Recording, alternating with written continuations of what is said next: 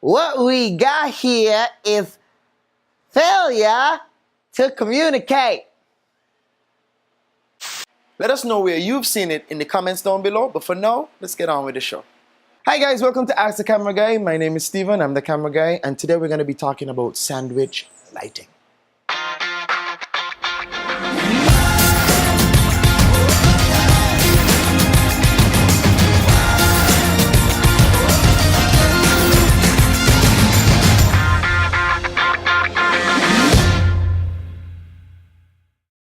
Okay, so when I first started off, I used to use two basic types of lighting. I knew about the 3-point lighting, and I also knew about sandwich lighting. And today we're going to be talking about sandwich lighting, which is really, really useful as a base if you want to do epic lighting.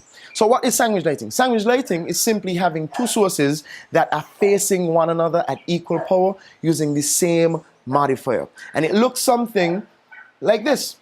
Alright, so this is sandwich lights. Basically, we have two sources on both sides and I'm sandwiched in the middle. And there's a definite shadow that runs right down the middle of my face.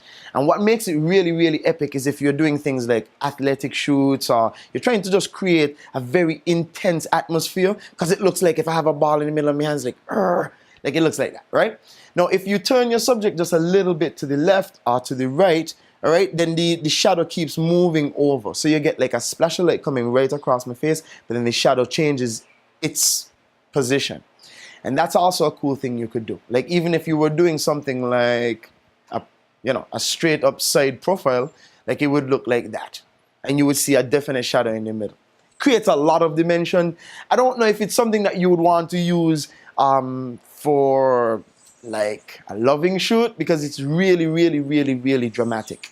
And it might be a little over dramatic. And you could do a lot of different things. This could be your base light. We're going to show you some images soon where we used it as a base light profile and then we added a bunch of things on top of it. So it's like having a sandwich and just putting a lot of different dressing and toppings and salads and all of that stuff in it. Yeah. So let's turn the lights back on.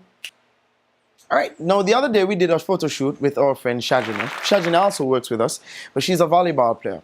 So we did this shoot and we used our sandwich lights as a base. We took one picture, the first set of pictures that we took were with her actually doing warm-ups, and we used just the sandwich light for those shots. But then we added a backlight, which is a red light, on the floor to separate her feet from the ground. So we started with just using sandwich lights, which were two big boxes on either side of her, and then we added a floor light, which is basically just to separate her feet from the ground, using a red gel just to give that some impact. The team decided that red was better than blue, and we also added a small kicker light on the right hand side of the frame just to add a little bit of dimensionality on her hairline and to add like a red rim light around the right side of her. And that created our lighting scheme. We also added a beauty dish on certain points just to bring a little bit of control on the front of her face.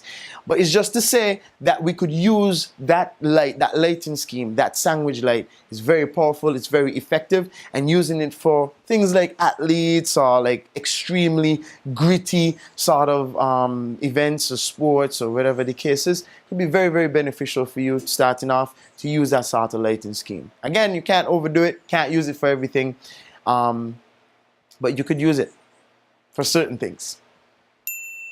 Yeah. All right, so one other thing you could do, people ask, okay, so what if you don't have strobes or what if you don't have lighting? Well, you could use sandwich lights in other situations. If you are in a space where there are, like windows on both sides of like a house or inside a room, you could use that lighting as sandwich light. You could position your subject right between those two sources, which the windows would act as sources. So you could use it in a lot of different situations. You could also use sandwich lights more going forward or more backward to create more rim or to create more fill and to control that shadow in the middle of your subject. Alright guys, thanks so much for joining us, and I hope that you guys learned something about sandwich lights today. If you like the show, like, share, subscribe, ring the little bell thing, which I think is somewhere in this lower hemisphere here. Alright, and if you have any questions at all, remember the show is Ask the Camera Guy, so you could ask me any questions you want in the comments bar, and I'll try my best to get back to you guys as much as I can. Alright, now remember, at the end of the day, we love you guys. Thanks for joining us. Peace, no gang signs. And I think that means that we are out. Secret confession. So what if I don't pay my bills every month?